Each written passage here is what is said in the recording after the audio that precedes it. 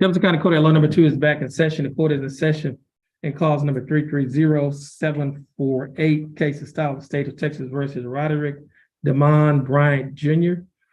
Mr. Bryant, is that your full name? Okay, Mr. Bryant, would you please raise your right hand? Mr. Bryant, do you swear or affirm to tell the truth, the whole truth, and nothing but the truth to help you God? Yes, sir. Mr. Bryant, you may put your hand down. How are you doing, Mr. Bryant? Good. That's good. Now, Mr. Bryant, you're here represented by your attorney, Attorney Kevin Lane. Attorney Lane, how are you doing? Fine, thank you. And Mr. Lane, do you waive a record in Mr. Bryant's case? We do, Your Honor. State is represented by Attorney Lamar Johnson. Attorney Johnson, how are you doing? I'm well, Your Honor. Thank you. Mr. Bryant, I have before me a document that is titled Information. This information was filed by the Jefferson County District Attorney's Office. In this information, it alleges that on or about July 29th of 2021, while you were in Jefferson County, Texas, that you committed the Class A misdemeanor offense of unlawful carrying a weapon and have plain view on the document. Mr. Bryant, do you understand what you've been charged with?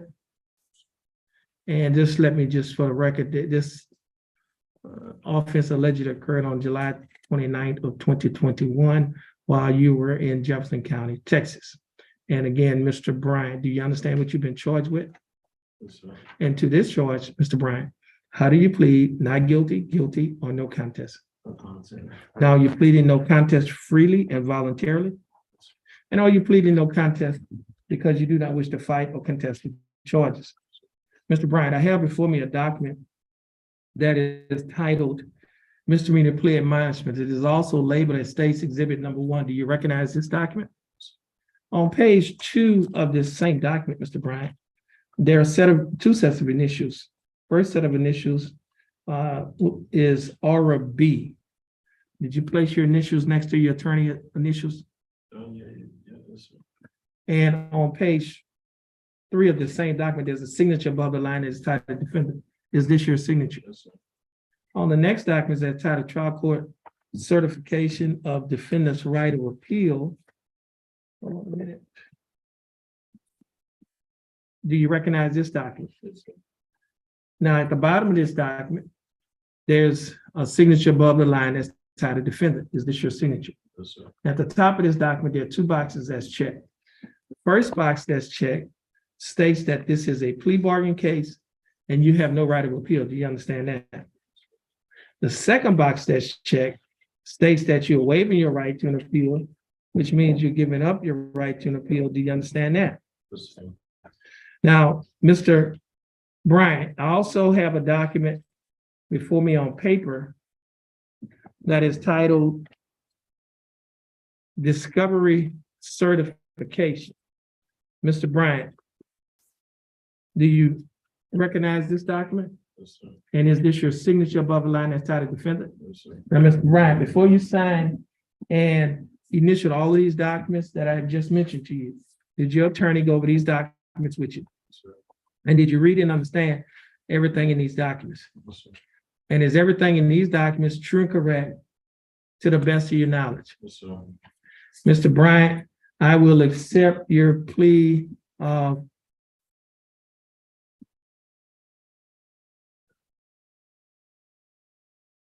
now, Mr. Bryant, are you a citizen of the United States? Yes, sir. Mr. State, I have before me State's Exhibit Number 1. State, would you like to offer State's Exhibit Number 1? Yes, Your Honor. State offer State 1. And, No. Any objections? No objection. And State would offer State's Exhibit Number 2 as well, Your Honor, and ask the court to take judicial notice of the probable cause affidavit in the court's file. Any objections? No objection. No objections.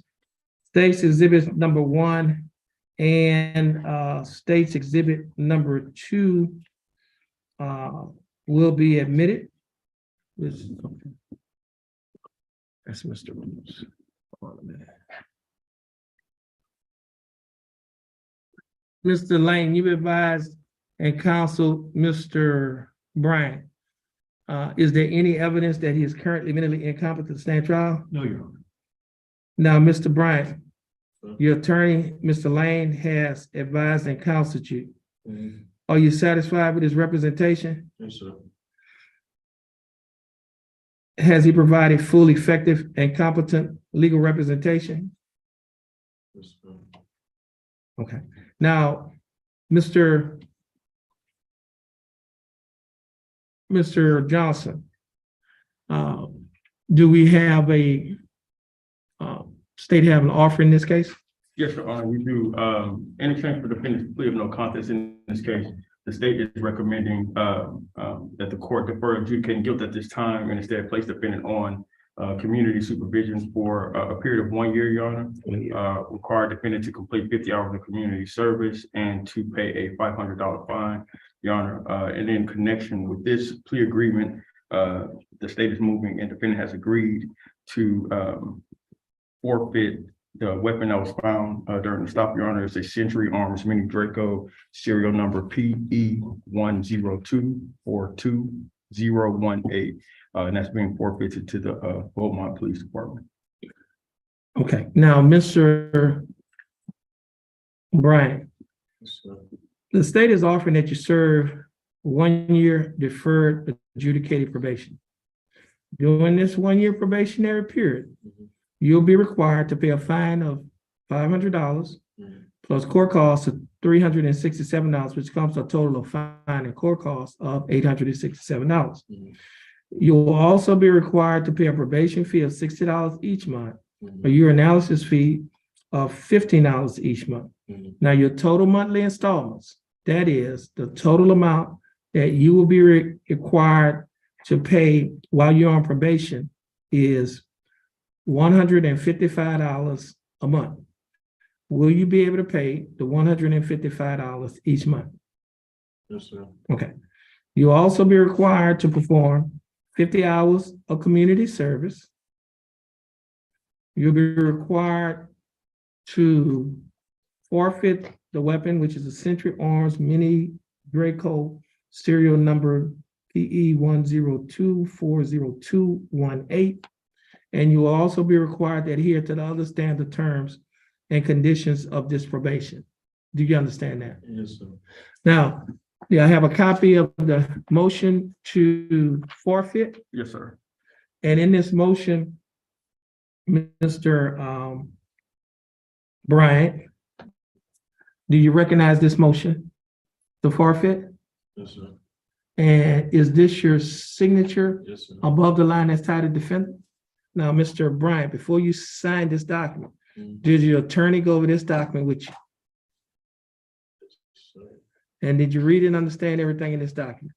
Yes, sir. And is everything in this document true and correct to the best of your knowledge? Yes, sir. Okay. Now, Mr. Bryant, the court is going to grant this motion to forfeit the weapon to the Beaumont Police Department. The day is 28.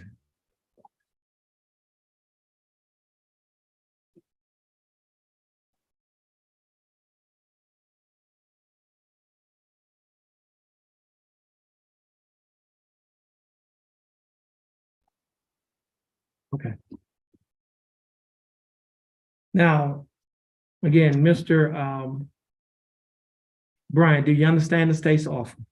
Yes, sir. And do you think that the state's offer in your case is fair and just? Yes, And do you accept the state's offer? sir. Okay. Now, Mr. Bryant, I'll follow the plea bargain agreement that you have entered into with the state. Now, Mr. Bryant, your attorney has handed you a document that is titled the model written ammunition on the ineligibility to possess a firearm ammunition. And so in accordance with the Texas Administrative Code, section 176.1, the court hereby admonish you or warns you of the following. Number one, you are by entry of order or judgment ineligible under Texas law to possess a firearm ammunition.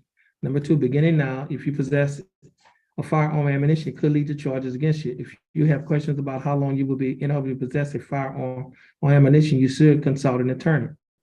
Number three, under Texas Penal Code, section 46.01, 3, firearms mean any device designed, made, or adapted to expel a projectile through a barrel by using the energy generated by an explosion or burning substance, or any device readily convertible to their use.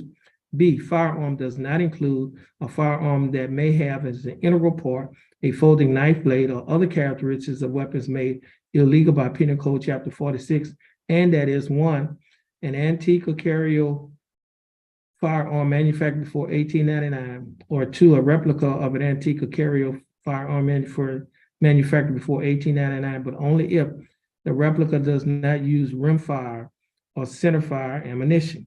Statutes listed below are starting point for ineligibility to possess a firearm. For more information about the laws that make you ineligible to possess a firearm ammunition, or for more information on how long your ineligibility to possess a firearm or ammunition lasts, the court recommends you contact an attorney.